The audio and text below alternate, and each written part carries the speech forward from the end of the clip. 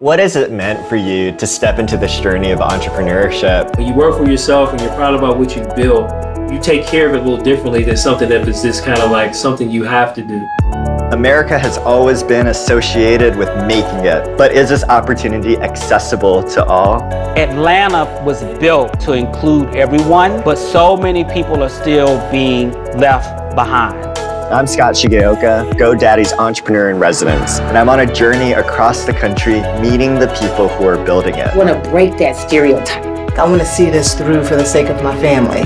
They're defying the odds, and their stories show us what it means to be made in America.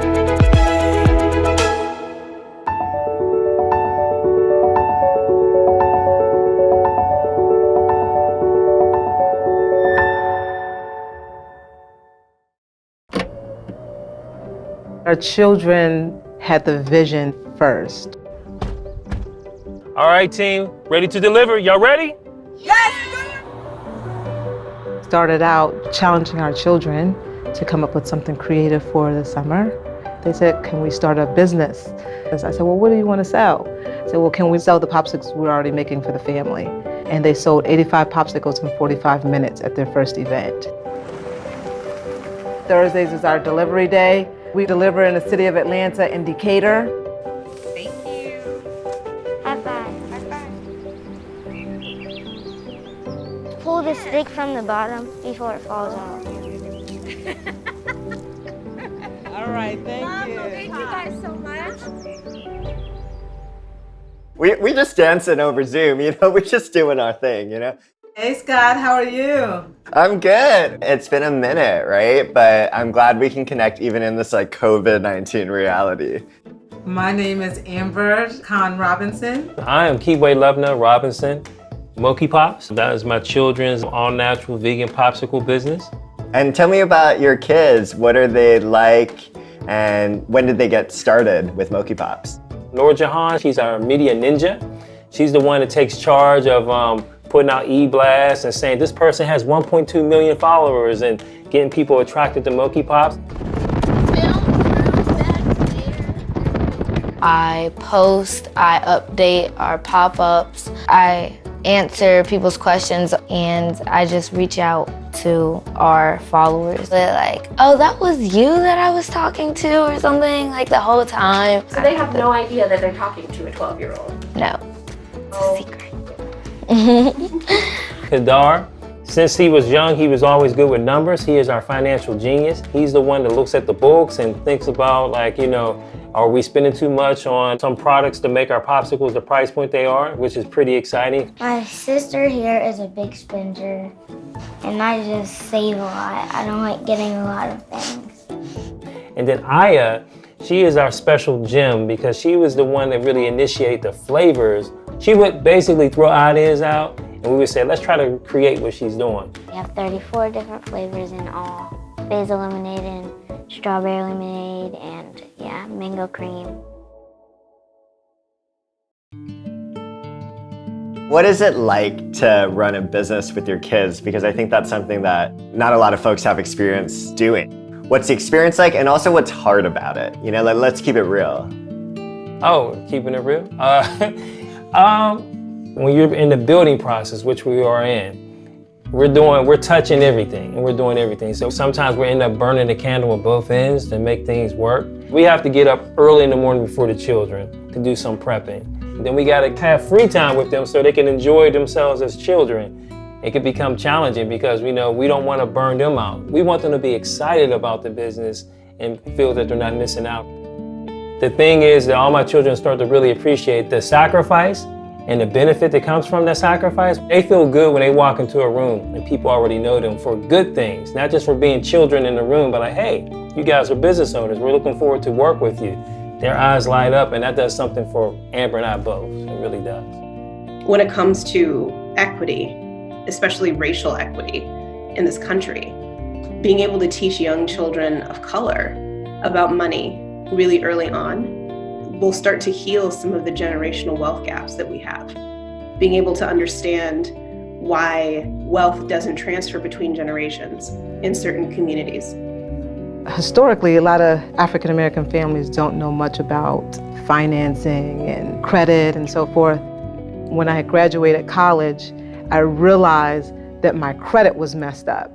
I remember turning to my mom and like, well, why didn't y'all tell me about credit and blah, blah, blah. She's like, well, what do you mean? We didn't know about that. And then when we go and attempt to get financing and feeling like maybe a scarlet letter on our head, of this history that keeps coming forward and haunting us. Credit represents the passport to the American financial system. If one does not have a credit score, every single service we want to access becomes more expensive. There was over $130 billion in 2019 invested in the form of angel and venture capital in about 11,000 US firms. Less than 1% of those were Black founders. We have not gotten any outside support whatsoever. And we haven't been able to adequately pay ourselves just by turning the money over and putting it into the business over and over. With it being full-time for my husband and full-time for me, we have things that come up that pull from the financial pot. We had to get a new van for the family. That took away from what we had saved for packaging to go into our larger retailer. And that gets frustrating, like very frustrating. Mm-hmm. When is that financial break going to come, for us? Like that, I have moments where like I get overwhelmed. I feel like that, right? So, yeah. What's coming up for you right now? There's some like emotion coming up for you, like some energy coming up for you. What's behind that? Like all of this is an enjoyable process, but we've been working like tirelessly for the past 5 years.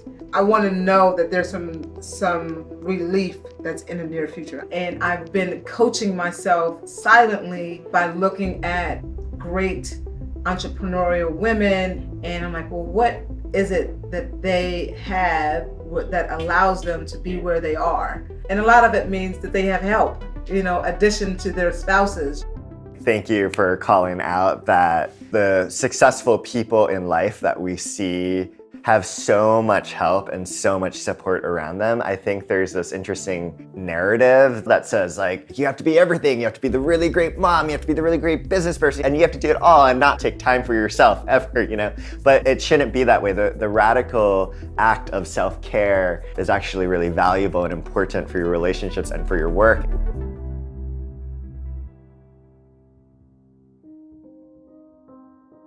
I come from an entrepreneurial family, and there have been traits of entrepreneurship in my children that initially I wasn't aware of.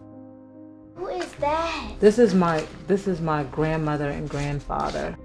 My grandfather was the first African-American civil rights lawyer in Cleveland, Ohio. Langston Hughes and Thurgood Marshall and all of them, those were my grandfather's comrades. When I look at these pictures, I just feel like we have a lot of support, That's the friends. We stayed at their house when the house got destroyed in Hurricane Irma.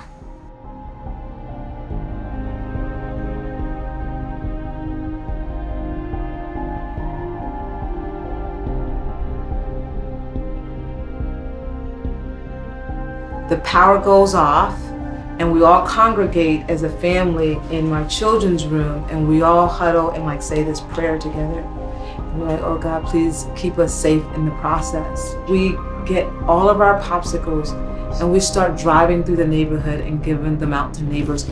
We get a phone call from the next door neighbor, and he says, the storm got y'all. 3 trees like fell on our house. It was very scary to leave your house and come back and see it in shambles. Essentially, we were instantaneously homeless. Right where we prayed as a family, the tree came literally down on her bed. Yeah. Like 20 minutes after we said a prayer. The pops saved our life. When Hurricane Irma hit, it let us know that you gotta seize the moment. The moment can come and go quickly. We lost a lot of things. Our house was destroyed. The only thing you can go really when that situation happened was up. You know, sometimes things that appear tragic aren't tragic, you know. There's sometimes you have to be put in an uncomfortable position in order to have a paradigm shift in your life. We were living in the suburbs of Atlanta in Stone Mountain. We then relocated to Atlanta. Us moving to the city of Atlanta really gave us the opportunity to be more engaged in events in the city. We started developing a reputation very quickly. Atlanta is such a diverse and inclusive city. One thing that I've appreciated about being here in Atlanta is that if you can navigate networks and build personal relationships, you can create opportunities. I tell them all the time, like, what if the storm didn't happen? We wouldn't be where we are right now.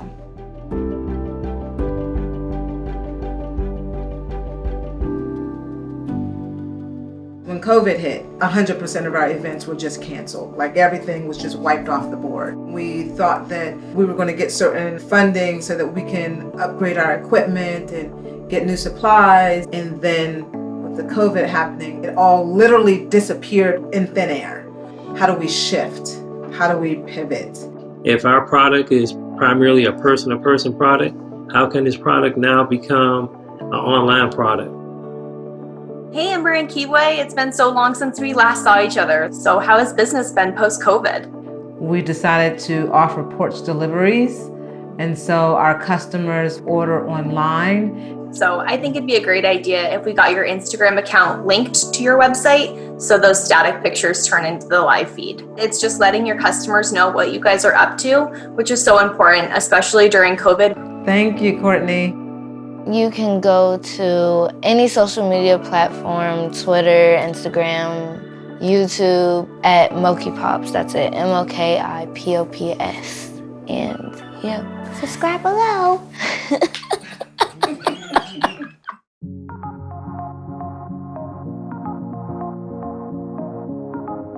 Welcome to MOKIPOPS production world for now. So, you heard me say for now. No Willy Wonka here. No, it's not. It's the Robinsons.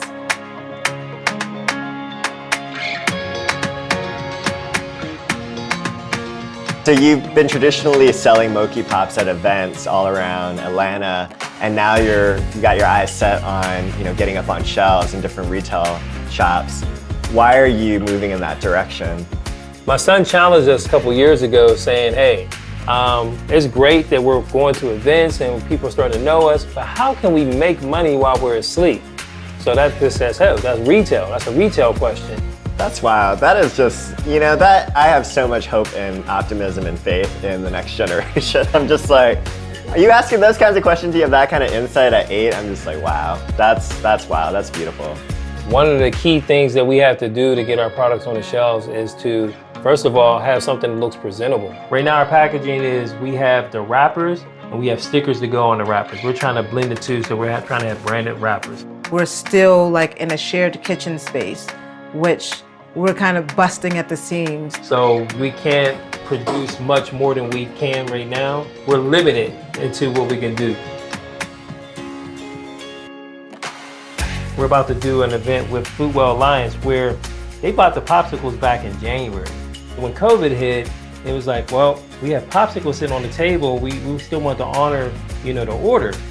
So there's going to be a day and an event where they're going to have like, social distancing and different COVID measures in effect, but we can still honor our business. I had a conversation with my son the other day, and I was letting him know that when you're doing business with people, you want to always have integrity. It's not like, oh, well, we took your money at the beginning of the year and the popsicles, oh, they were good. We just passed them to someone else. No, we're still able to honor that. And that's really special for us because the only way our business is really going to grow and be the place it's going to be if people respect us, people know that we're trustworthy, and that we have a lot of integrity. What's your hopes for your kids to get out of this journey? For us, it's like legacy building, especially us being an African-American owned business. It's very important to be able to have a business that could be started by our children and with the help of us, that one day they can take it and just keep passing it on down the track. To have that story and have that legacy and to transfer it down, generations to come, that would just be awesome, really. Generational wealth is the wealth passed down through families. It's a big reason for the racial wealth gap today in Black and brown communities, because there's not a whole lot of that. A Black family that owns a business is 12 times wealthier than a Black family that does not. We need to accelerate everything we do to support equity and inclusion so that folks that have the determination and the resolve to get ahead can get the resources. Hopefully when they're my age one day, they're reaping a whole different type of benefit from the job, and they're being able to just help people. We want to open up the gate to people becoming successful, and us being able to share our tools and how we did it so we can share it on for generations to come. In a lot of ways, I'm getting chills because I'm thinking about breaking the cycle, Yes. and bringing in education and also the systems that hold us back when really second chances are so necessary, right? If I want to start my own business, what would you say that I should do? You shouldn't start a lemonade business, because that's a typical business that everybody wants to start when they first start it. So something different, and you need help. You can't just do it on your own, then it's not going to be a complete business. You just have to learn to math yourself and push yourself beyond your limits, and you can't be complacent. We represent a dream that the family has, and that's something that's always in my head. It's look, I want to see this through for the sake of my family. My mother said to me, I'm just really proud of you for sticking to this, and you're seeing the fruits of your labor, so that meant a lot to me to hear her say that. I'm just so proud and excited for them. I think they are really doing the work behind the scenes. They're making some really big and challenging shifts in their business towards retail and new ways to sell their product. That is what a true entrepreneur looks like. That's the Robinson family. Y'all are showing what it means to be made in America. That's what it's about. So we're gonna learn more about the Robinsons and their ambitious push towards new ways to sell their pops in episode 4. But next up is Yolanda, who owns Iwi Fresh. It's a farm to skin spa, and she's gonna talk about how she's pivoting and how she's gonna possibly even expand during this time. I hope you join us.